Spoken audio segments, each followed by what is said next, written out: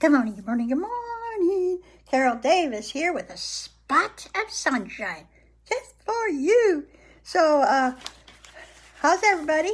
So, every day has a little more sunshine. Spring has sprung, and hopefully we'll be soon.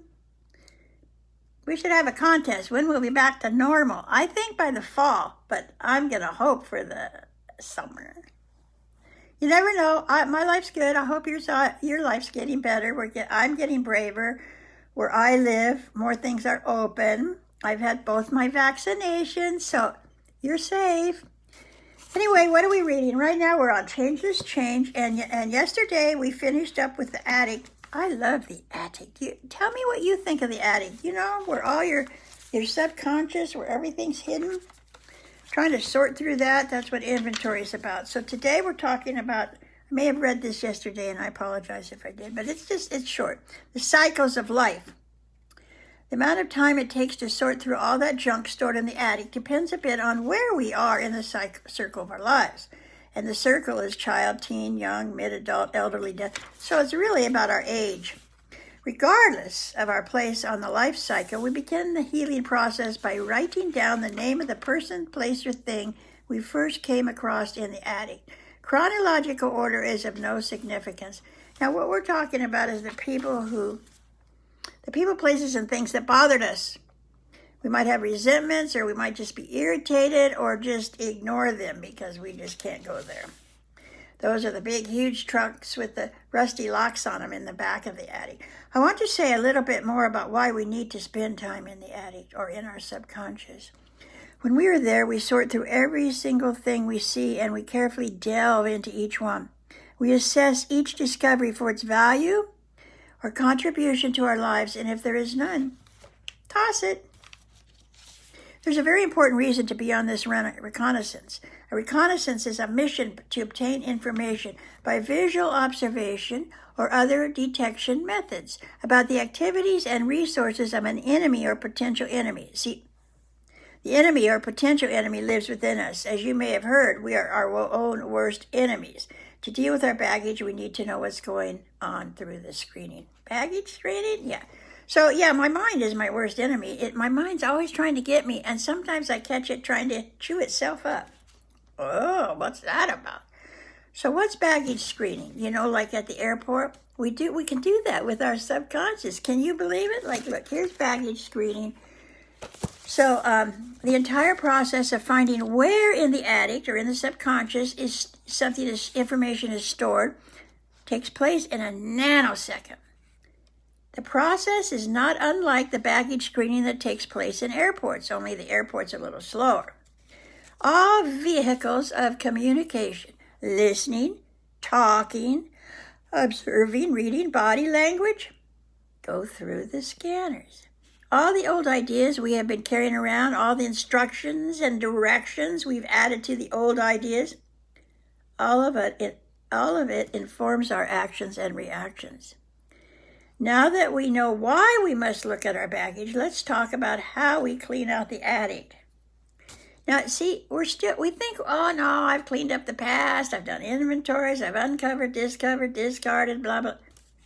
It's never over. Never. You just go deeper and deeper and deeper and deeper. And that gets harder and harder, of course, but, you know, if you want to be free, so, starts taking longer, yeah. So, the baggage, that, I think, maybe this, I don't think this part, the baggage, the attic, is maybe one of the key elements in freeing ourselves from ourselves. Freeing ourselves from the old ideas. Freeing ourselves from the ideas that block us from the light and from our highest good. Oh, that sounds good, huh? That's profound. So, in my attic, in my mind that we just discussed, I have set up rooms because it's easier for me to identify my feelings. So what happens if I'm sad, I go into the sad room. That's where I keep, and I can lock that door and go into a happy room or an angry room or whatever. It's all one, but it's one house with many rooms. Hey, how's that? And so seeing rooms in my attic helps me get in touch with why I am feeling certain feelings. For example, this chapter is called Rooms for Rent.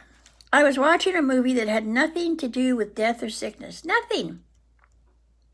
But all of a sudden, I became sad and started crying because I missed my deceased sister. I thought, what in the heck is that about? Apparently something sad did happen in the movie that took me into the sad room. Once in that room, I was in touch with all the sad memories stored there. Has that ever happened to you? You think, why am I thinking that today? I'm having a good time. I'm happy. Why am I thinking of something sad? So sad I start crying? I think that's because of paying attention to what room we're in.